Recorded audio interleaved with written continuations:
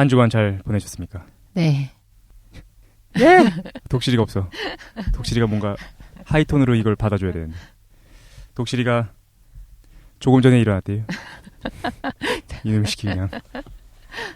어쨌든 오늘은 어제 누구랑 싸웠나 보다. 키베 떴나? 키베. 그렇죠. 밤새 온라인에서. 키베를 뜨셨나. 키베드가 독실이가 여러 가지 아이디로 활동한다는 그 소문이 있던데. 다중 인격이지. 저도 몇 개 알고 있어요. 아 그래요? 자기가 올리고 자기가 댓글 달고 이거 하고 있나? 알겠습니다. 오늘은 이제 한 주간 뭐 있었는지에 대한 얘기하는 시간인데 지난 한 주에 어떻게 보내셨나요? 특별한 거 없었어? 저부터 말하는 건가요? 아 저부터 잠깐 얘기하면 저는 뭐 특별한 거 별로 없었는데 그 좀 오래된 기사인데 최근에 봤어요. 그 뭐지? 네덜란드에서 불상 하나 발견됐잖아. 그러니까 네덜란드 박물관에 불상이 원래 있었는데 그걸 CT 촬영해 보니까 그 속에서 갈비뼈가 보이는 거예요. 맨날 그런 것만. 그러니까 미라 맨날. 막 이런. 저번에 그때 왜 몽골 미라에 이어서 이거 좀 대단한 것 같아. 나도 안 보는데 그- 왜? 최 사장님이. 그러니까 기사에 등신뿔이라고 나와가지고 아 맞아요. 소설도 있었죠. 그죠 김동훈인가? 잘 기억이 안 나는데 그 등신뿔이 뭔지 좀 확인해 보니까 등신뿔이라고 해가지고 미라를 바탕으로 그 불상을 만든 걸 등신뿔이라고 하는 게 아니라 네. 그냥 그 사람의 신체랑 동일한 크기 그걸 등신뿔이라고 부른대요. 그리고 이제 실제로 자신의 몸을 통해 가지고 뭔가 불상을 만들거나 그런 거를 그 인신공양을 통한 등신뿔이라고 부르던데. 정확한 용어를 모르겠습니다. 김동리 아니냐? 소설? 김동리야? 네. 내 방법을 쓰? 맞아요. 맞아요. 김동리 맞죠? 그래요. 그래서 그걸 관심 있게 보고서 저분의 그 어떤 그 내적 세계는 어디로 펼쳐져 있을 것인가. 아직도 살아있는 건 아닌가 막 그런 생각을 혼자 했습니다. 등신뿔 한번 만들어줄까? 네, 잘 못했어요. 괜찮다. 이미 등신이라서. 일단 저는 그거 보면서 지냈고 우리 김도희는 뭐 하셨습니까?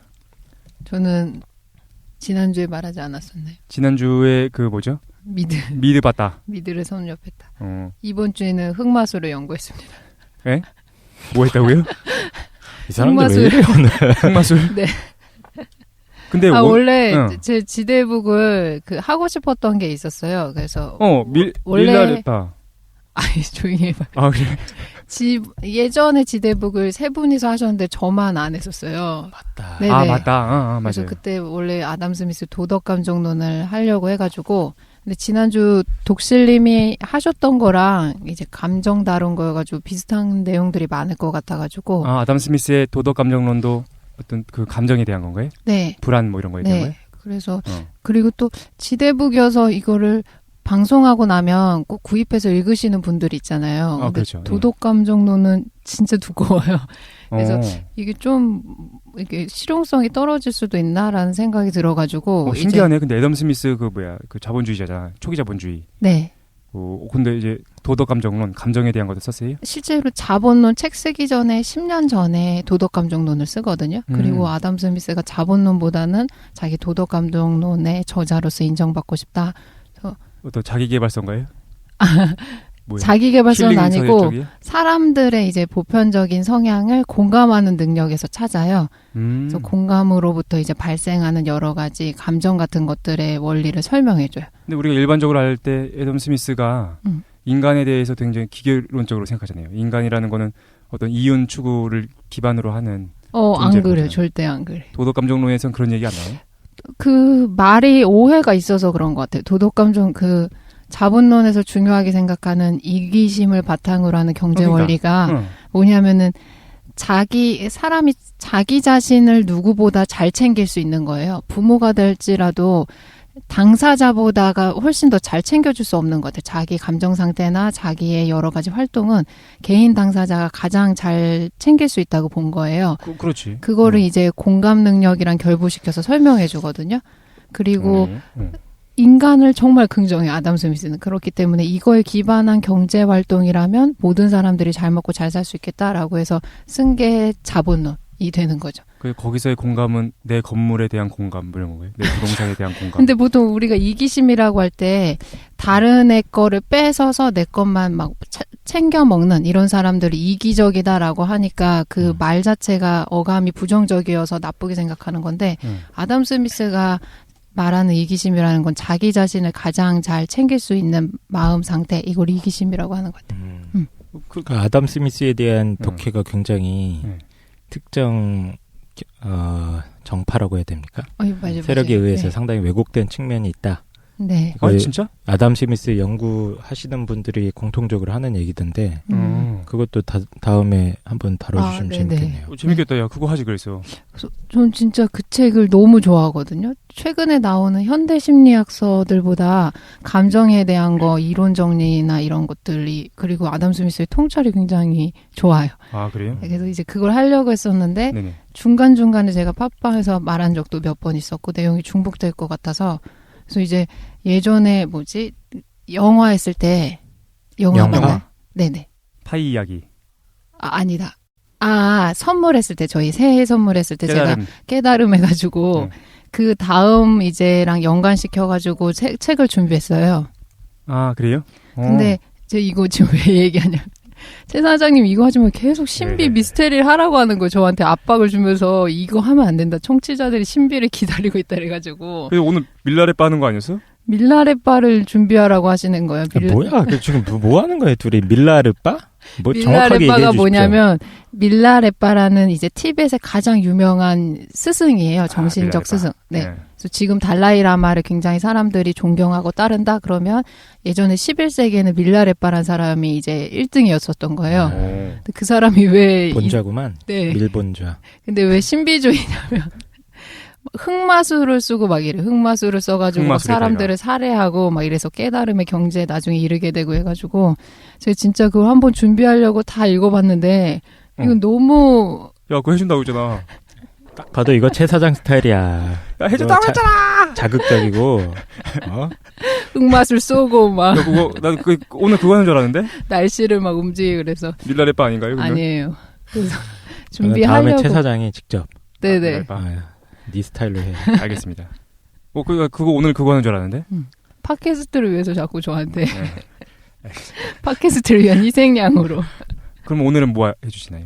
저는 이제 타인보다 더 민감한 사람 하려고. 그래서 지난주에 저희 흑마술에 되게 심취해 있었습니다. 네. 그럼 말을 좀 정리해보면 원래 처음에 지대북을 할 때는 도덕감정론 애덤 스미스 걸 하려고 했는데 못하고 있었어. 그지? 그러다가 제가 이제 권유해서 밀라레빠를 하려고 했었는데 그거 말고 자기 혼자서 타인보다 더 좋은 책을 골랐지. 타인보다 더 민감한 사람이란 책을 가져왔다는 거죠. 네네. 이 책은 독실이를 생각하면서 선정한 책인 것 같아요. 네. 타인보다 더 민감한 사람. 그렇네. 딱 독실. 저는 이제 새 신랑 생활을 본격적으로 시작을 했죠. 네. 그렇네. 난생 태어나서 처음으로 가사노동도 열심히 하고 있습니다. 요즘에 주부 활동하고 있어요. 아침 식사도 준비해주고 설거지도 이제 제가 담당 이러고 있는데 이런 것들을 하다가 보니까 이제 진정한 행복이 어디서 오는지 이제 알 것 같아. 깨달은 것 같아. 혼자 사는 데서. 아니야. 진정한 행복이 어디서 오냐면 자발적 복종에서 옵니다. 그렇군요. 자발적 복종에서. 일단 자기 주인이 누구인지 정확하게 알아야 돼요. 근데 저도 최근에 동사무소 가서 확인해 보니까 제 세대주님이 저희 마눌님이시더라고요. 그래서 이분이 제 주인이시구나. 네, 그래서 자발적으로 복종하면서 하루하루는 행복하게 보내고 있습니다. 강력한 위기 질서는 개인의 심적 안정을 주죠. 그렇죠. 맞아요. 그 병마용이라고 있잖아요. 진시황 무덤에. 네네. 네, 거기 산채로 매장된 노예들. 네네. 그들이 굉장히 행복했을 것 같더라고. 자발적 복종이란 말로 가장 행복한 상태로 이끌어주지 않나. 곧 자발적으로 무덤에 묻히실 기세인데. 근데 저 궁금하게 그거 자발적으로 들어간 거예요? 아니겠지. 그래서 순장 막 대충 했겠죠. 이거 굉장히 하이 개그였군요. 그래서 결혼하니까 좋아요? 어때? 예, 지금 말씀드렸잖아요. 행복하다고. 자발적 복종 진정한 행복의 비밀을 깨달았다. 놀라셨어 갑자기. 그렇군요.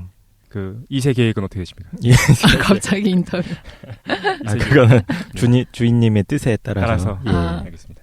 그렇습니다. 네. 그 깡 선생이 가장 잘 보내고 있었네, 그죠? 네. 독실이는 뭐 하고 했을지 되게 궁금한데 아직 안 왔으니까. 민감해가지고 얘는. 민감함의 왕. 네. 그래서 오늘 책은 이제 타인보다 더 민감한 사람이라는 책을 해주신다는 거죠? 네. 근데 제목이 길다. 타인보다 더 민감한 사람. 근데 이게 유명하지 않은 책이에요, 실제로. 베스트셀러나 뭐 이런 책도 아니고, 거론되거나 이런 책이 아니어서. 독실이가 쓴 건가요? 내가 쓴 거야. 그랬어요? 아이디 아니야? 독실이 아이디? 누가 썼어요? 일레인. 일레인이라는 이제 심리학자분께서 쓴 건데 이분이 유명하기는 해요. 왜냐하면 심리학에서 최초로 민감성에 대해서 연구하신 분이거든요. 근데 실제 이분의 저서 중에서 유명한 책은 제가 오늘 소개하는 책이 아니고 사랑받을 권리라는 책이 있어서 들어봤어요. 예, 이건 베스트셀러인 적이 있었어요. 밀레인. 네. 그래서 제가 소개하는 거는 이분의 초기 완전 처음 저서여서 실제로 나왔던 거는 97년도, 한국에 출판된 거는 2011년도에 나왔어요. 아, 그렇군요. 네. 일레인 아론? 네네. 밀레인이야, 일레인이야? 일레인. 일레인이요. 일레인. 네. 심리학자시군요. 네. 그러면 바로 뭐 한번 들어보도록 하죠. 네. 그래서 김도인께서 타인보다 더 민감한 사람 준비해 주셨습니다. 네. 책 제목이 영어로 하면은 더 이해가 될 수도 있으려나? 네. The Highly Sensitive Person. 네네. 아, 그렇네. 어. 나 영어 때문에 좀 우울한데. 왜요? 지금 들어보니까 되게 좋네. 하일리 엄청나게 예민한 놈. 그거만요. 네, 그래서 오늘 여기에 대해서 해보도록 하겠습니다. 근데 실제로 이 책을 보통 심리 서적을 평소에 많이 읽으시는 분들이 읽으면 약간 지루하거나 내용이 이렇게 정리가 명쾌하게 안 돼 있을 수도 있어요. 이분의 이제 초기 저서여서 제가 봤을 때, 그리고 옛날 책이잖아요. 97년도면. 아유, 오래됐네. 네네. 그러니까 그렇게 지금 나오는 심리학 서적처럼 막 세련되게 되어 있는 것들은 아니거든요. 아, 이거 한 20년 전에 나온 거군요. 그렇게 오래됐나요? 네네. 18년? 뭐 이렇게 된 거네. 그치? 네, 저도 2011년도에 읽었으니까. 그리고 이제 이 책이 이렇게 뭔가 되게 명료하게 돼 있어서 본 게 아니고 저는 제목 때문에 이제 봤는데, 네. 그래서 한번 소개해 드리겠습니다. 왜 제목 때문에 보셨어요? 자기 스스로 자기가 민감한 사람이라고 생각하시나요? 그랬었던 적이 있어요. 실제로는 그 밑에 그림 때문에 샀어요. 밑에 그림이 뭐냐면은 하반신에 나체 하반신이 그려져 있어서. 나체 하반신인데 쭈그리고 해가지고 이게 자기 종아리를 이제 끌어안고 있는 그런 건데. 네. 남자 같은데? 아닙니까? 아, 그런가요? 소인이 남잔데? 어쨌든. 근데 갑자기 궁금하다. 네. 깡 선생하고 김도희는 예전에 민감한 적이 있었다는 거지? 그게 이제 힘들었었던 적이 있었어요. 스스로. 너무 민감한 예민해가지고. 성향이. 네. 강 선생은 스스로 생각하실 때 예민하신 편입니까? 좀 아니면 예민한 편이죠. 그래? 예. 어떤 면에서? 아니 뭐 준비되지 않은 질문. 자기가 그렇다는데 뭘 어떤 면에서? 이거 차이 있을 거 아니야. 사실 나는 예민하지 않고 좀 둔감한 편인 것 같은데. 그래요? 예. 성감대가 좀. 그러니까 요즘에 무슨 말 하는 거야. 어쨌든 예, 알겠습니다. 그래서 네. 사람마다 스스로 아나? 자기가 예민한지 아니면 예민하지 않은지? 아시는 분도 있고 실제로 예민한데 예민하다고 생각하지 않는 분들도 있어요. 근데 이제 용어를 잘 생각해 봐야 되는데 이제 보통 사회에서는 민감성을 좋게 평가하진 않거든요. 최근에 이게 심리학 쪽에서 연구된 것도 이제 별로 되지 않아 가지고 그래서 이분이 최초로 97년대 이 논문을 발표해가지고 이게 이제 이슈화된 거기 때문에 그 전까지는 사람들이 이제 민감함을 어떻게 생각하냐면 내성적이다, 아니면 그렇지. 뭐 숫기 없다, 소심하다, 신경 과민이다, 불안하고 뭐 우울하다, 사회성이 결여돼 있다 이렇게 평가하거든요. 내 주변에 있으면 막 힘들잖아. 네, 민감한 예민하게 사람들이. 울고 막 그냥. 여기 네. 한 명 없는 사람 있잖아요. 오늘 안 왔어. 독실이. 안 왔어. 독실 존나 예민해가지고 그냥 장난 아니죠, 그죠? 어쨌든. 네, 그래서 이걸 한번 해보도록 하겠습니다. 예. 기대됩니다. 이게 실제로 제가 왜 하냐면은 그 새해 선물의 후속편이에요. 깨달음을 해가지고 이제 경험에 대해서 열린 수용이 필요하다. 그래서 예스맨을 한번 해보시면 좋다 했잖아요. 그 반응 되게 좋았죠. 네. 그래서 여러분들이 그 다음에 많이 물어보시는 게 뭐냐면 이 다음에 경험은 많이 하는데 실제로 내 경험을 이제 탈동일시에서 받아들이기 어려운데 어떻게 해야 되냐? 이 방법으로 두 가지가 있어요. 자기 이제 많이 경험을 해가지고 마음을 확 여는 상태가 있고 그 다음에 자기 경험을 안정되게 수용하려면 방법이 두 가지가 있는데 자기 감정을 첫 번째 이해할 수 있어야 돼요. 두 번째는 그리고 감정적인 거에 대해서 성찰할 수 있는 훈련이 돼야 되거든요. 오늘 좀 얘기를 좀 정리하면서 가면은 네. 안 들으신 분이 분명히 있을 테니까 예. 지난번에 얘기했었던 거는 사실 그거였죠. 그 깨달음에 이르는 방법으로서 네. 자신의 범위를 확장시켜야 된다라는 네. 거였어. 근데 사람들이 대부분 자신의 범위를 확장시키지 못하고 자기 범위만을 갖고 있는데 네. 사실 그게 어디서부터 오냐면은 자신이 거절하는 것과 승인하는 것을 계속 반복해서 하기 때문인 거지, 그죠? 네네. 습관화돼 있는 때문에. 삶을 살기 때문에. 그러니까 자꾸만 내가 내 하는 거 안에서만 살고 있는 거예요. 울타리를 만들어 놓고. 네, 바운더리. 그러니까 그 바운더리를 깨는 방법으로서 예스맨 운동에 대한 얘기를 했었죠. 네네. 그래서 모든 거에 대해서 예스를 외치는 짐 캐리 영화를 통해 가지고 네. 사실 그거는 아니었어. 모든 삶에 있어서 내내 하면서 긍정적으로 살라라는 게 절대 아니었지, 그지? 네. 그게 아니라 내가 계속해서 모든 걸 승인함으로써 내 바운더리를 어떻게 보면은 다르게 한다라는 의미였던 것 같아요. 네네. 네, 그거와 연결된 내용인데, 그 내내를 통해 가지고 경험이 많이 쌓이면 그거를 처리하는 방법이 두 가지가 있다는 건가요? 네. 그러니까 쉽게 비유를 들어서 설명해 보면 그 경험 자기 바운더리 깨고 나왔을 때는 예를 들어 우물에 있다가 밖으로 뛰쳐나온 상태거든요. 그렇지. 그러면 막 비도 올 거고 막 비바람도 불고 폭풍도 치고 뭐 날씨가 맑을 때도 있고 더울 때도 있잖아요. 그러면 그 모든 무수한 날씨 변화에 대처하는 방법이 두 가지가 있는 거예요. 하나는 뭐냐면 그 날씨 변화가 어떻게 이루어지는지 이해하는 방법이 있어요. 그렇죠. 오늘은 비가 오는 거구나. 오늘은 뭐 천둥번개가 치는 거구나.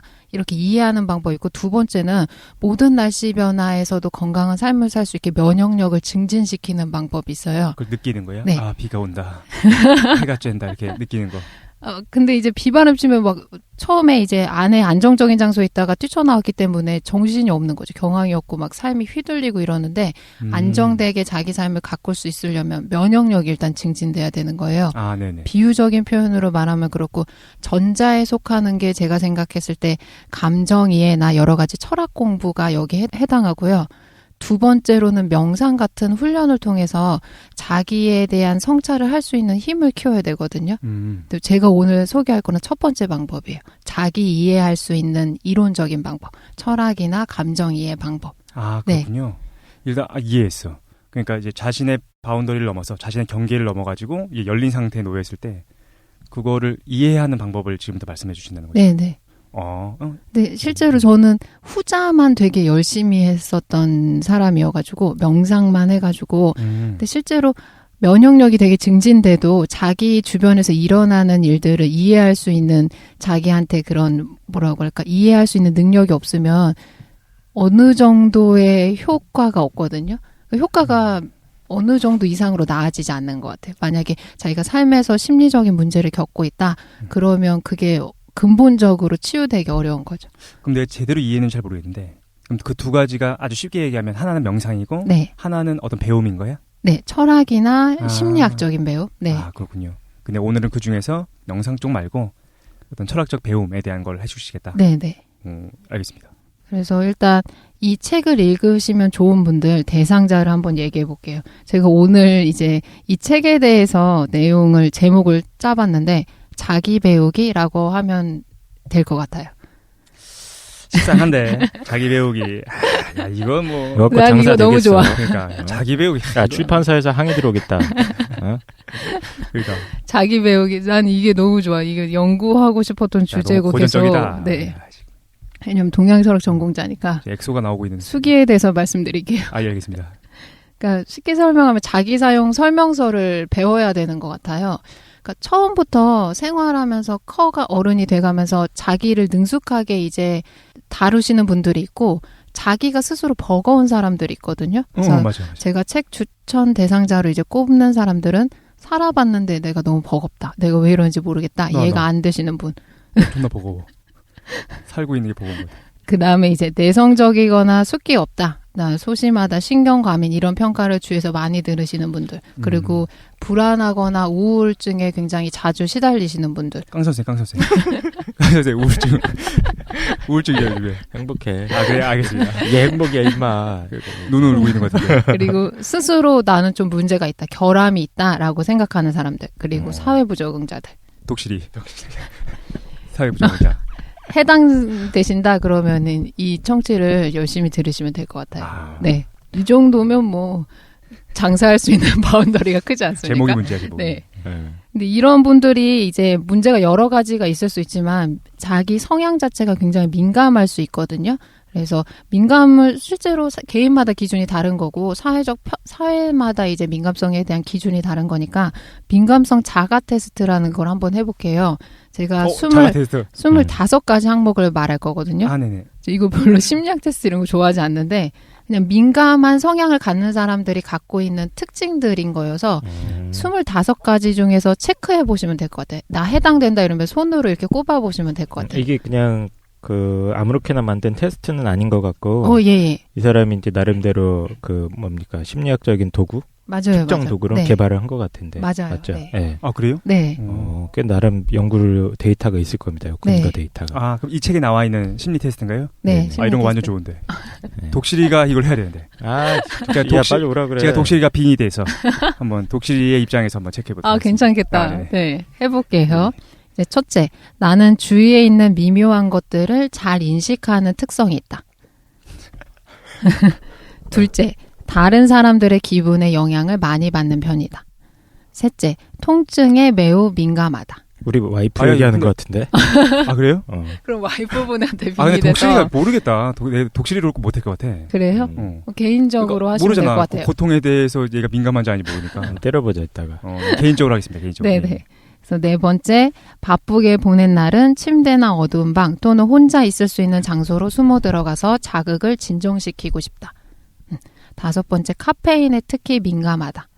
여섯 번째, 밝은 빛이나 강한 냄새, 거친 천 또는 가까이서 들리는 소음 같은 것들에 쉽게 피곤해진다. 나도 그래 진짜. 네. 그리고 일곱 번째, 풍요롭고 복잡한 내면 세계를 가지고 있다. 여덟 번째, 무슨 뜻이야 저거? 큰 소리에 불편해진다. 아홉 번. 당연히 다 불편하지 않나? 근데 이게 큰 소리에 민감한 사람들이 있어요, 실제로. 그래서 막 같은 행동인데도 굉장히 크게 하시는 분들이 있잖아요. 문도 막 쾅 닫는다던가 음악을 들어도 옆집에서 너무 크게 듣는 거예요, 콘서트처럼. 그러면 이제 신경 쓰이는 사람. 네네. 포병이었는데 포 쏠 때마다 너무 신경 쓰여가지고. 미친 거 아니야? 네. 그리고 제 숫자 헷갈려서 그냥 바로 얘기할게요. 미술이나 음악에 깊은 감동을 받는다. 예술에 대해서 되게 깊이 감명받는 분들. 다음이 나는 굉장히 얌심적이다. 얌심이요? 양심적이다. 네. 그리고 양심적이다. 독실이가 좀 양심적이야. 독실이는 좋은 것 같아요. 맞아. 그런 거 있는 것 같아요. 고민 많이 해. 네. 그리고 깜짝깜짝 굉장히 잘 놀란다. 이따 놀래켜보자. 그리고 짧은 시간 내에 많은 일을 해야 할 때 굉장히 당황한다. 그리고 그치. 다음 번으로는 대부분 그러지 않나 그거? 나는 안 그래. 그래. 예. 이거 굉장히 능숙하게 처리하는 분들이 있어요. 일이 나는 반대로 일이 적으면은 이거 막 정신 못 차리는데 일이 많아지면 갑자기 체계적으로 굉장히 잘하시는 분들이 있더라고요. 그리고 사람들이 불편해할 때 어떻게 하면 좀 더 편안하게 해줄 수 있는지 알고 있다. 사람들이 한꺼번에 너무 많은 것을 요구하면 짜증이 난다. 그러니까 동시적인 일들이 발생하면 굉장히 짜증스러운 거. 멀티태스킹이 좀 힘들구나. 네. 멀티태스킹이 잘 안 되는 사람들. 실수를 저지르거나 뭔가 잊어버리지 않으려고 노력한다. 그 다음에 폭력적인 영화나 텔레비전 장면은 보지 않는다. 나 안 봐. 진짜요? 네. 주변에서 많은 일들이 일어나고 있을 때 극도로 긴장한다. 그 다음에 긴장해 나. 배가 아주 고프거나 강한 내부 반응이 일어나면 주의가 집중이 안 되고 기분이 매우 저하된다. 배고프면 되게 짜증나나. 배고프거나 똥매리 오면 집중이 안 된다는 걸 말씀하시는 거예요? 배고픈 것만 하는 거예요. 예, 알겠습니다. 네. 저는 화가 좀 내요. 배고프면. 저도 진짜로? 그러거든요. 일 시키면서 밥 안 주고 그러면 짜증내고 막 싸우고 그래. 그래? 네, 저도 배고픔에 굉장히 민감해요. 저는 배고픔에 전혀 어떤 고통이 없어가지고. 그 다음에 생활 변화에 심하게 동요한다. 네. 그 다음에 섬세하고 미묘한 향기, 맛, 소리, 예술 작품을 감상하고 즐겁다. 이런 행동이. 그리고, 네. 그 다음에 내 생활을 정돈해서 소란스럽거나 당황하게 되는 상황을 피하는 것을 최우선으로 삼고 있다. 그다음에 소란스러운 걸 싫어하는 분들이 계시죠. 네네. 그리고 쉽게 피곤해지고 그런 상황에서. 맞아요. 그리고 자기 삶의 어떤 틀을 정립하시고 그걸 굉장히 안정되게 유지하시는 분들이 있잖아요. 그렇죠. 그다음에 경쟁을 해야 하거나 무슨 일을 할 때 누가 지켜보고 있으면 불안하거나 소심해져서 평소보다 못하게 된다. 그리고 무대 체질이 아닌 사람들. 네네. 그다음에 어렸을 때 부모님이나 선생님으로부터 민감하거나 숙기 없다는 말을 종종 들었다. 많이 들었지. 네. 야, 나는 안 민감한가 보다. 너는 무감각증 아니야? 들어보니까 처음엔 난 맞다 내가 민감한다고 알았는데 뒤에 가니까 맞는 게 하도 없네. 여기에서 해당 항목이 한 12개 이상이다라고 이제 하시는 분들은 민감한 성향인 거예요. 나는 민감한 것 같아. 네. 딱 들었을 때 몇 개 정도 나왔습니까, 강 선생? 글쎄, 얼추 절반은 넘어간 것 같은데. 지금 총 몇 개였어요? 25개 항목이거든요. 근데 여기서 12개 이상이 되면 매우 민감한 성향인 거예요. 12개 이상은 매우 민감. 네네. 김도희는 몇 개 정도였네? 저도 거의 절반 이상이요. 네. 그럼 12개, 13개 정도? 네. 깡 선생도 그 정도? 또 더 있나요? 이게 딱 끝이에요. 이게 다? 네. 대충 한 절반 넘어가는 것 같고. 난 8, 9개 정도? 그거밖에 안 돼? 좀 초기에 있었던 거 있었잖아요. 막 시각적인 거나 청각적인 거, 그러니까 신체적인 거는 좀 이렇게 저는 이제 잘 때도 안대하고 자거든요. 잘 때 눈을 감고 있는데 빛이 새 들어오면 참을 수가 없어. 왜요? 눈을 감는데 왜 빛이 새 들어와요? 눈꺼풀이 얇은가? 왜 잘 때 눈을 감아도 아주 미묘한 불빛 때문에 그 눈 전체가 약간 푸르스름해지잖아요. 눈꺼풀이 안 다치는 거 아니야? 그러니까 불 켜고 자는 거 아니에요? 그래서 안대해야 돼. 불 끄고 안대 안 하면은 못 자죠. 그래요? 네. 생각보다 나는 안 민감하네. 근데 이 민감성 테스트 해가지고 내가 민감하다, 매우 민감하다라고 생각이 되면 뭐가 문제냐면 민감한 성향을 가지고 있는 분들이 보통 사회적에서 낙인이 찍혀요. 그래서 이거를 좀 얘기해 보려고 하는데. 그렇지. 네네. 아까 25개에 너무 많이 걸린 사람들은 주변 사람들이 싫어할 것 같아. 네. 그러면 도대체 민감한 것이 왜 심리적인 장애가 되기 쉬운가? 그 원인에 대해서 한번 얘기해 보도록 할게요. 잠깐 넘어가기 전에 이게 민감함이라는 거를 이제 이 사람이 뭐 정의하는 거 아닙니까? 네, 맞아요. 어떻게 정의를 해요? 민감함, 그래서 예전에 그 심리학 쪽에서는 민감성이라는 걸 특별히 연구하지 않아서 이 사람들이 보이는 행동 양태에 주목해서 그거를 이제 명명하는 경우가 많았어요. 제가 처음에 설명했던 것처럼 얘네들은 되게 내성적인 거예요. 그리고 사회 활동을 잘 못하니까 사회 부적응자다. 아니면 굉장히 숙기없거나 뭐 신경감인증 환자들이다 이런 식으로 이제 규정 짓는 경우가 많았어요. 행위를 통해 가지고. 네네. 그러니까 이 사람들이 왜 이러한 행위적 특성을 보이는지에 대한 이해가 있는 게 아니고 이 사람들의 행동을 보고서 평가하는 거예요. 쟤 너무 예민해. 쟤는 사회적인 낙오자야. 이런 식으로. 네. 일레이는 이게 민감하기 때문이다. 네, 그래서 선천적으로 타고나는 이제 경향성이라고 봐요. 사람들마다 다 특징이 다른데 민감성을 타고나는 사람들이 있는 거예요.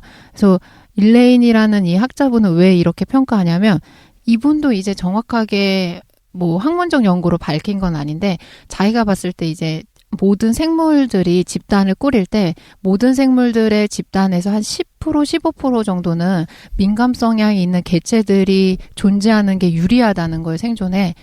왜 그러냐면 신기해. 다른 개체들이 받아들이지 못하는 정보를 더 스펙트럼이 넓은 거예요.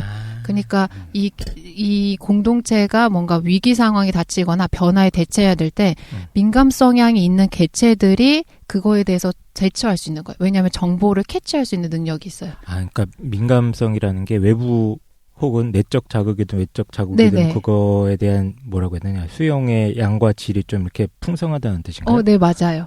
그러니까 진화에 유리했다는 거지. 그 집단이 생존하기에. 네, 그래서 모든 공동체 사회에서 한 10%, 15% 정도 있으면. 그래, 독수리가 그렇게 많다.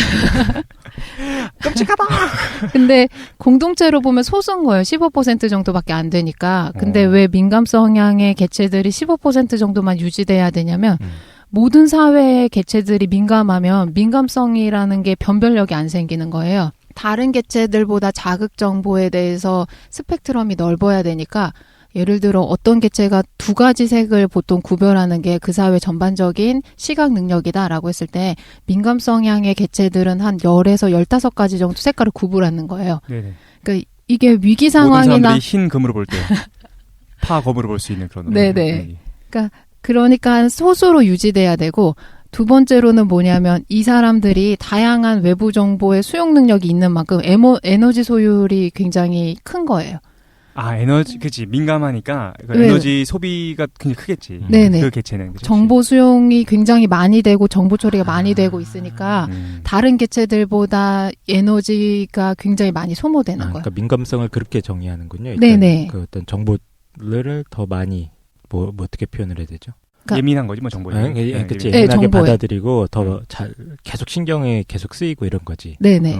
작은 빛이나 소리가 들어와도 거기에 바로바로 반응이 되고. 그치, 외부 세계. 외부 세계에 너무 주의하고 있는 것 같아요. 네, 그래서 외부 자극 아니면 내적 자극이든 거기에 대한 수용 스펙트럼이 굉장히 넓은 사람들인 거예요. 근데 그게 또라이라서 그런 게 아니고 네. 일종의 어떤 신경생리적인 뭔가 있을 것 같다라고 네, 추정을 네. 하는 것 같아요. 예. 그래서 이분이 그렇게 추정을 해요. 그걸 또 집단적인 형태에서 좀 파악을 하시네. 네, 집단적인 생각해보면 형태에서. 민감하거나 예민한 사람은 반사회적인 사람인 줄 알았는데 네. 이분 얘기에 따르면 아니야, 사회 존속을 위해서 필요한 사람이다. 네. 근데 많이는 필요 없는 거예요. 10%나 15% 정도 있어야지 유리한 거예요. 그 집단 생존에. 필요 없다는 얘기 아니야, 솔직히? 독실이는 한 명이면 충분하다.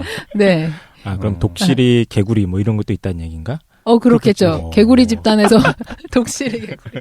왜 그런 건데? 왜 이렇게 생각하는 거지? 애들이 팔짝팔짝 뛰는데 왜? 비 오면 왜 뛰어야 되는데? 왜 같이 울어야 되는데? 야, 없어지니까 까니까 진짜 재밌다. 얘 언제 오냐? 그러니까 갑자기 독실님의 광기어리 눈빛이 생각나. 이게 만약에 그 TV 프로였으면 네. 장난 아니었을 텐데. 독실이가 질문할 때 그 눈빛. 광기어리 눈빛. 광기어리 눈빛. 그럼 네. 반대로 되게 둔감한 것도 정의가 될 수 있겠네. 네. 그래서 상대적으로 둔감한 성향의 분들도 있는 거예요. 그렇지. 네. 국민의 약 절반 이상이 네. 얘기하는 걸 못 듣고 있는 분들도 계시고. 그렇죠. 예. 네, 맞아요. 그런 분들이 이제 되게 적극적인 사회 일을 하기가 쉬운 거죠. 왜냐하면 그러니까 정보의 스펙트럼이 넓으면 처리할 정보가 너무 많으니까 진취적이거나 여러 가지 역할을 성취하기는 조금 힘든 거예요. 실천력이 좀 떨어질 수 있구나. 네네. 근데 정보를 차단하고 국민들의 의견을 듣지 않는다 그러면은 굉장히 독단적으로 일을 빠르게 처리할 수 있는 거죠. 궁금하신 분이 있어요. 그렇군요. 그래서 일 처리 그렇게 빨리 하셨군요. 네네. 이야. 생각해보니까 그렇네. 네. 그렇네, 너무 주위 환경이 예민한 사람들 같은 경우에는 이렇게 망설이게 될 거야. 그런 분들이 뭐 전쟁 지휘관을 한다거나 그러면 좀 위험할 수도 있겠다. 그렇네. 그런 네네. 분들은 오히려 참모나 이런 역할, 그렇지. 정보 처리, 정보를 다루는 이런 쪽에서 역할을 해야 되고, 맞아요. 약간 우리 좀 무식한 캐릭터들, 그러네. 단순 무식한 캐릭터들이 좀 결단력이 있잖아. 자기한테 네. 포착되지 않는 외부 정보는 그냥 무시한 다음에 무시하는 거지. 그렇군요. 네. 그래서 이런 특징이 지녀요. 근데 제가 왜 이분들이 자기를 배우는 훈련이 필요하다고 보냐면 민감한 성향이 있는 분들은 보통 자기를 긍정하기가 쉽지 않아요. 태어나서부터 가정적인 거나 그리고 커서 사회적으로부터 굉장히 낙인 찍고 비난받기가 쉬워요. 그래서 이거에 대해서 얘기해 볼 건데 첫 번째 가정 환경으로부터 자기 민감함이 이제 장애 요인으로 지적당하기가 되게 쉬워요. 왜냐하면 부모님이 민감하지 않은 성향일 때 자녀가 민감한 성향으로 태어나는 경우가 문제인데 그러면 얘가 왜 이렇게 유난을 떠는지 부모가 이해를 못하는 거예요. 나도 그런 거 네. 있었던 것 같아요. 저도 어렸을 때 뜨거운 거를 이렇게 잘 못 먹었어요. 네. 나는 먹으면 혓바닥에 대는 거야. 그러니까 먹기 싫은데 부모님은 먹으래 나보 그걸. 뜨겁지만. 그 뜨거운 것도 먹을 줄 알아야 된다 이거지. 맞아요. 네. 특히 뭐 남자애가 뭐 그것도 못 먹냐고 그러는데 나는 혓바닥을 대고 있는데 그렇구만. 내 혓바닥은 좀 이게 뭐라고 합니까? 끓는 점이 안 나? 섹시하다. 맞아요. 역치가 낮다고 역치가 생각할 낮은 것 수도 같아요. 있어요. 왜냐면 그래야지 정보가 많이 들어올 수가 있으니까. 네. 그래서 많이 혼났죠. 네. 그랬구만. 예. 그러니까 부모님이 자녀의 그런 성향을 이해해주고 얘 특성을 안정되게 이제 애착시켜줘야 되는데 그러지 않고 얘를 이해하지 못하고 자녀 행동을 계속 교정시키려고 해. 그래서 얘가 사회에 문제될 거라고 생각하니까 너가 잘못됐다 이렇게 예민하면 버릇이 없다고 하거나 특히 남성인데 민감한 성향인 분들이 문제가 돼요. 왜냐하면 사회적으로 남자가 뭔가 남자인데 왜 이래 뭐 군대 갔다 와 정신 차린다 뭐 이런 식으로 많이 말씀하시잖아요. 남성분들은. 꽝 선생님 방금 했던 얘기네, 그죠? 네네. 그러니까 부모님들이 이거를 굉장히 교정시키려고 해요. 근데 군대 갔다 오면 고쳐져요. 저는 그 군대 가기 전에 둔해지지. 군대 가기 전에 벌레가 너무 무서운 거예요. 네. 세상에서 벌레가 그렇게 무서울 수가 없어. 그게 장난 아니었거든요. 조그만 벌레 나와도 막 너무 예민하게 그러는데 군대 갔는데 계속해서 그 숲속에 엎드리게 해요. 그러니까 근데 너무 심심하거든. 그럼 벌레와 대화를 시작합니다. 너의 존재적 의미는 무엇인가? 벌레 만져보기도 하고. 네. 그래서 이건 아닌가? 나중에 하나의 그게 이제 치유 기제가 되기도 하는데 그래요? 어렸을 때는 이제 자기에 대해서 안정적인 자아감이 형성돼야 되는 시기인데 부모가 이걸 부정하는 거예요. 너는 잘못됐어. 그래서 자꾸 얘를 비판하거나 교정하려고 하기 때문에 어린 시절 때 자기한테 열등감이거나 자존감이 낮아지게 돼요. 네. 그래서 이게 첫 번째로 가정 환경에서 문제가 될 수가 있어요. 두 번째로 이제 사회 이제 나와서 문제가 되는데 민감함 자체가 사회적으로 용인받는 게 굉장히 최근의 일이기 때문에 연구되고 있는 시점이거든요. 그러니까 모든 사회에서는 민감한 성향의 사람들 부정적으로 이제 낙인 찍게 돼요. 특히 이 사람들의 특성 때문에 그런데요. 사회생활을 잘 안 하려고 해요. 왜냐하면 이게 너무 자극이 심한 거예요. 자기한테. 그래서 보통 야 사람들 많이 만나고 대인관계도 넓어야지. 근데 이 사람들은 소수의 인간관계만 유지하고 있어도 만족스러운데 타인의 기준은 그렇지 않은 거예요. 그렇구만. 네. 그리고 이제 대부분 혼자만의 시간이 필요한데 왜냐하면은 자기 정보를 처리할 수 있는 시간이 필요해. 내향적이기 때문에. 근데 이제 이랬을 경우 사람들이 뭐 수줍다, 내성적이다, 막 사회생활 잘 못한다 이렇게 비판하니까 자존감이 또 사회적으로도 낮아져요. 지속적으로. 네. 그러니까 민감한 성향인데 어려서부터 그리고 사회에서도 지속적으로 부정적인 비판이나 교정하려는 사람들의 시도를 받아들이기 때문에 어떠냐면 굉장히 민감성이 더 악화되는 거예요. 내가 문제가 있는가? 네네. 계속해서 자기를 보겠구나. 네네. 그래서 그 고등학교 때나 뭐 중학교 때 반 친구들도 이런 친구들 꽤 있었던 것 같지 않나? 네 맞아요. 있었던 것 같아요. 우리 넷 중에도 2명은 그런 것 같고. 김도희님 굉장히 예민해서 예민할 것 같아. 네 예민해요. 네. 근데 예민해서 그렇다고 생각을 못했고 어려서부터 문제가 있다고 생각했어요. 제가. 나도 그 사람 나는 반대로 그런 사람이 있으면 문제다라고 얘기해주는 스타일이었던 것 같아. 뭐 이렇게 예민하냐 막. 그렇지 맨날 갈구고. 그러니까 네네. 왜 융들이패서 먹느냐. 무슨 미묘한 차이가 있다고 그렇게 먹고 있어. 맥주 먹으면 되지. 네. 그러면 이제 문제의 원인 자체가 뭔지 모르기 때문에 이 사람들은 평생에 걸쳐서 자기를 자꾸 수정하려고 노력해요. 교정시키려고. 그러니까 자기를 안정되게 수용하는 게 아니고 그래서 이게 문제가 돼요.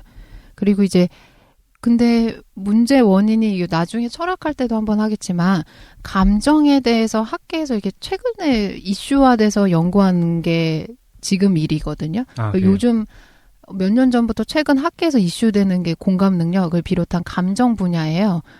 네네. 그래서 그런 관련 책들도 요즘 많이 나오고 있는데 실제로는 철학사에서 감정을 주제로 하는 논변들이 굉장히 중요하거든요. 한국 철학에서는 뭐 사단칠정론 해서 칠정이라는 7가지 감정에 대해서 조선 대대로 토론하는 것 자체가 조선 철학사에 굉장히 중요한 업적이에요. 그래? 아니, 네. 신기하다. 처음 듣는 얘기인데? 그리고 요 스피노자가 에티카라는 책에 대해서 40가지 넘는 감정을 분석해요. 기하학에 의거해가지고. 스피노자가? 네네. 굉장히 체계적으로. 스피노자도 완전 예민했을 것 같아. 그랬을 것 같아요. 네. 걔 맨날 렌즈 깎고 그랬다 했죠. 네, 맞아요. 그래서 그거 실제. 알바한 거지, 그거. 그건 알바야? 네. 맞아요. 쫓겨다니면서 사니까. 그게 그때 당시 고소득 전문직이었으니까. 네. 렌즈 깎기가. 그지? 우리로 따지면 그치. 아이폰 정도 되나? 그치. 그러면 2개 만들고 이제 평소에는 처박혀서 책 보고 글 쓰고 이랬겠죠. 그렇구나. 그래서 근데 어쨌든 네. 동서양에서 철학적 전통에서 감정을 다루는 게 있었네? 있었어요. 나는 왜 몰랐지? 근데 제가 봤을 때 둔감한 놈아.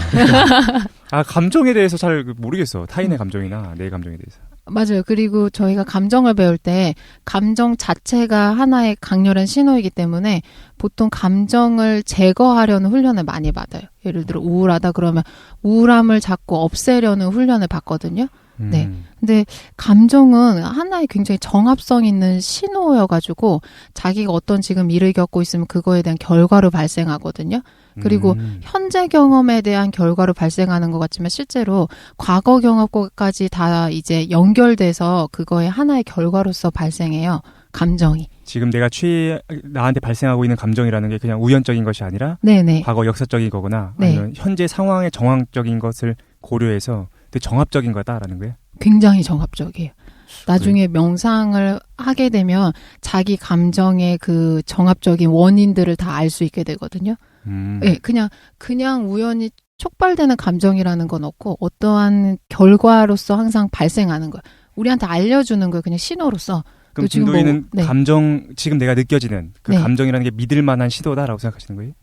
그렇죠. 근데 모든 신호에 다 반응할 건 없지만 신호 자체를 이해하지 못하고 있으면 굉장히 심리적 장애를 겪기가 쉬워요. 나는 이거 반대해가지고. 깡 선생은 어때요? 그 감정이라는 게 어떤 지금 상황에 대해서 정확하게 예측할 수 있는 기준으로서 작용하는 어떤 상황이라고 생각해요? 감정이라는 게 믿을 만한 거다. 그 어떤 신호가 내 안에서 나오는 거니까. 그래? 그거는 뭐 제가 판단하기 전에 떠오르는 거잖아요, 나한테. 뭔가 원인이 있겠지. 그거랑 그 감정이 일어나는. 근데 왜 물어보냐면은 네. 나는 그걸 전 진짜 안 믿거든요. 예를 들어가지고 뭐가 있을까? 외계인은 믿으면서. 그거 감정 상태가 아니잖아. 예를 들어서 사람들이 어떻게 행동하냐면은 내가 어떤 일을 막 지금 추진하려고 하고 있어. 네. 그런데 뭔가 일이 잘 풀리면서 막 기분이 좋아. 그러면 어떤 생각을 갖게 되냐면은 좋은 결과가 발생할 건가 보다라고 기대하는 거야. 반면에 내가 뭐 어떤 일을 계획하고 있는데 뭔가 일이 잘 안 풀려. 막 넘어지기도 하고 뭐 손 베기도 해. 그럼 기분 상태가 안 좋잖아요. 네. 그러면 이게 어떤 나쁜 결과를 가져오는 그 어떤 일인가 보다라고 생각하거든요. 네. 근데 저는 그게 정확하게 안 맞다라고 생각하는 사람이라서. 감정을 자기가 예측하는 거랑 이 네. 감정의 결과로서 뭐가 발생할 거야라고 예측하는 건 자기 판단 작용이거든요. 근데 이미 이전에 그 원인이 있어서 발생하는 그 감정은요. 어떤 좋은 일이 생길 거기 때문에 좋은 기분이 느껴지는 게 아니고 자기가 지금 좋은 기분 상태니까 그거의 결과로서 좋은 일이 발생할 거다라고 자기가 기대하는 거예요. 그거는 감정 다음에 발생하는 판단이에요. 그럼 지금 말씀하시는 거 감정이라는 게 믿을만하다라는 거는 과거적인 측면에서 네네. 이거를 어떤 원인이 있었을 것이다라는 네, 거예요. 초기 불교에서 뭐라고 하냐면 대상이 없는 감정이 없다고 하거든요. 그러니까 어떤 감정으로서의 원인이 되는 대상이 없으면 감정은 발생하지 않아요. 반드시 원인이 있어요. 그렇겠지. 네. 근데 자기가 그거를 아는 경우도 있고 모르는 경우도 있는 것뿐이죠. 아니 근데 서구 철학에서 하이데거 같은 경우에는 불안이라는 감정 상태가 대상이 없는 상태를 얘기하던데. 불교보다 한 발 더 나간 건가요, 하이데거가? 그 존재 자체가 불안하다고 생각하는 거고 실제로 불안한 거에 집중해서 명상을 하면 자기마다 개인 불안의 원인이 있어요. 네. 하이데거도 굳이 구분을 하자면 불안이라는 감정의 원인은 인간의 그 존재 상태, 실존적인 그것 때문에 오는 감정 아닌가? 그런가? 자기 없기 때문에 오는 감정이잖아. 그렇지. 그러니까 어떤 대상이 기댈 데가 없으니까 불안하다. 는 거잖아요. 이건 나중에 한번 하이데거를 한번 일단은 불교에서는 그렇게 생각하는구나. 어떤 대상이 없는 감정 상태라는 건 없다. 네. 그러니까 감정이라는 내적인 이게 일종의 내적 자극이죠. 맞아요. 우리 안에서 들어오는 신호들인데 이 감정을 어떻게 우리가 다루고 해석해야 되는지에 대해서는 배운 적이 없잖아. 맞아요. 배운 적이 없어요. 배운 적이 없잖아. 그리고 어려서부터나 학문적으로 어떤 게 있었냐면 고행학파처럼 감정을 제거하는 거. 왜냐면 감정을 통제하기 어렵고 얘는 원인이 없고 항상 변동스러운 되게 변덕스러운 애니까 어떻게 하는 게 쉬우냐면 문제되는 감정들을 소거시키려는 작업을 해요. 어렸을 때 교육받기 어렸을 때부터 그렇고 학문적으로도 그랬어요. 네. 근데 이제 감정에 대한 이해가 필요하다라고 이제 최근 심리학적인 거에서 연구가 많이 되고 있죠. 근데 원래는 지금의 학계 분위기다. 네네. 근데 원래는 기존의 철학에서도 많이 토론되고 있었던 주제예요. 그렇군요. 네. 네네. 보도록 할게요. 처음에 민감한 거 자체를 이해해야 되는데 그거는 이제 자기가 심리적으로 발생하는 상황일 수도 있고 자기 신체적인 특성이 그럴 수도 있거든요. 그래서 한번 얘기해 볼게요. 아까도 초기에 얘기했는데 민감한 성향이다라는 사람들은 같은 상황과 같은 자극이 주어져도 타인보다 쉽게 말하면 신경계가 긴장하는 정도가 강한 사람들인 거예요. 역치가 낮다고도 볼 수 있을 것 같아요. 같은 덧글을 봐도 누구는 바로 덧글을 달고 싶어지고 맞아요. 누구는 그냥 넘기는 거지. 있지, 그리고 이 일레인이라는 학자가 보기에 이 차이가 선천적이라고 봐요. 근데 저도 이제 개인적으로 이제 조카들이랑 한 4년 정도 같이 산 적이 있었는데 조카들이 연년생이에요. 네. 몇 살인가요? 지금 6살, 5살인데 태어났을 때부터 같이 봤는데 보니까 제가 이제 그러니까 아이들이 성향이 선천적으로 타고나는 부분이 굉장히 큰 것 같아요. 예를 들어 자기가 환경에 반응하는 정도, 뭐 기상하고 자는 거, 울거나 뭐 식욕 같은 것들 여러 가지들이 1번, 2번이 연년생이어서 1년 차이밖에 안 나는데 죄송합니다. 제가 조카 첫째, 둘째를 1번, 2번이라고 불러가지고 1호기, 2호기 출격. 네. 굉장히 달라요. 그래서 어떤 애는 밤에까지 잠을 못 자요. 새벽까지 굉장히 예민하게 계속 울어대고 잠을 못 자는 애가 있고 아침에도 못 일어나요.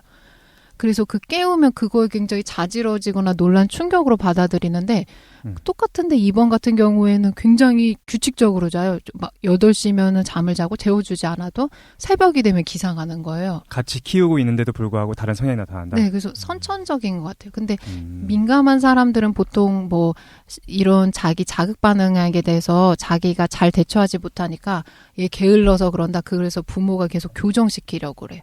아, 그렇구나. 그래서 보도록 할게요. 그 특히 신체적 특징으로 일어나는 것들이 뭐냐면 섬세한 동작에 굉장히 뛰어나요. 이거 당연할 수밖에 없는 거예요. 스펙트럼이 크니까 네. 세분화된 행동을 잘할 수 있는 거예요. 그리고 정적인 특성을 보이고 그리고 우뇌형이 특히 발달해요.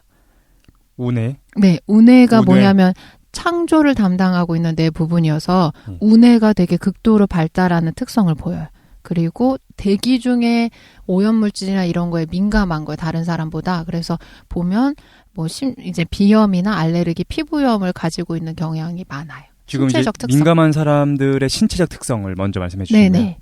그래서 만약에 내가 이런 걸로 조금 문제가 있다 아니면 이런 거를 경험하고 있다 그러면 민감한 성향의 특성을 가지고 있다고 생각해도 좋을 것 같아요. 그래요. 신체적으로 일단 네. 신체적으로. 심리적인 특징은 아까도 나왔기 때문에 자극에 민감하니까 배고픔, 추위, 피로, 질병 이런 것들에 되게 예민한 거예요. 그래서 장점이 뭐냐면 이런 거에 민감하기 때문에 이 문제를 해결하려고 해요. 그래서 인류 사회에서 발생하는 문제들을 굉장히 자기 인생을 걸고서 헌신하는 분들은 민감한 성향인 분들이 많아요. 예를 들어 뭐 지구의 온난화 현상이다. 다른 사람들은 넘어가는데 네. 이 사람들은 계속 활동하면서 해결해요. 왜냐면 그 자극이 자기한테 너무 심하게 오니까. 감성이 좀 풍부한 분들. 네네. 예를 들어서 북극곰이 시체 같은 걸 보면 가슴이 찢어지는 거야. 맞죠. 아니면 아프리카의 기아로 죽어가는 그런 아이들 현장을 보면 이제 거기 참지 못하는 거구나. 깡 선생은 그 어떤 신체적 민감보다는 어떤 정서적 민감성이 높은 거구나. 아니, 저는 사이코패스인데. 예상했었어. 알고 있었는데 알겠습니다. 네. 그래서 또 인생의 의미나 삶과 죽음의 문제를 탐구하는 경향성이 커요. 이런 거에 자기 예민하니까. 그럴 수 있지. 네. 네. 근데 그래요? 네. 나는 아까 이 얘기를 들어보면서 나는 신체적인 민감성이 높은 것 같아. 그렇죠. 감각적인 눈, 시각적이거나 청각적인 게 좀 예민한데. 네. 근데 지금 들으면서 그 어떤 감정적인 예민성은 좀 많이 떨어진다고 생각이 들거든요. 네. 그런데 또 죽음에 대해서 관심이 있는데. 그러니까 뭐 개인적 차이겠죠. 네. 그리고 이분들 특성 자체가 정보 처리가 굉장히 많이 되고 있는 특징이 있기 때문에 기본적으로 내향적이에요. 자기 내면에 관심을 갖거든요. 왜냐하면 그리고 외부 정보 너무 자극적이어서 피하려는 성향이 강해요. 그래서 영적인 문제에 몰두하는 경향성이 있어요. 그러니까 다른 사람이 보기에 얘는 되게 우울하거나 정적이거나 그냥 불행해 보일 수가 있어요. 타인이 봤을 때는. 예민한 사람들이 그렇게 보이겠다라는 거죠. 이걸 장점 단점으로 나눠보면 이 사람들의 장점은 뭘로 꼽을 수 있냐면 미세한 차이를 남보다 잘 구별할 수 있는 거예요. 그렇기 때문에 직관이 발달해요. 융드립과 일반 드립의 차이. 그러니까 다른 사람들은 정보량이 기본적으로 조금밖에 주입이 안 되는데 이 사람들은 정보 처리가 많기 때문에 어떤 문제나 현상에 대해서 직관적으로 알 수 있는 거예요. 답을 찾아낼 수 있는 능력이 주변만 봐도 청각이 예민해가지고 음질 차이 같은 거 금방금방 캐치하는 사람들 있잖아요. 그렇지. 네네. 헤드폰 이런 거 비싼 거 쓰고 그래서. 맞아요. 그리고 이제 자기 내면에 항상 집중하고 있기 때문에 양심적이거나 신중하고 자기 성찰이나 공감 능력이 발달해요.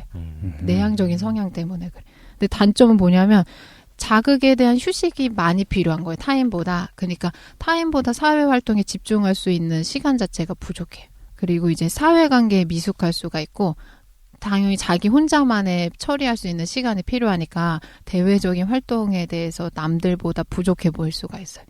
그리고 같은 활동을 해도 시간이 오래 소요될 수가 있어요. 그렇군요. 네.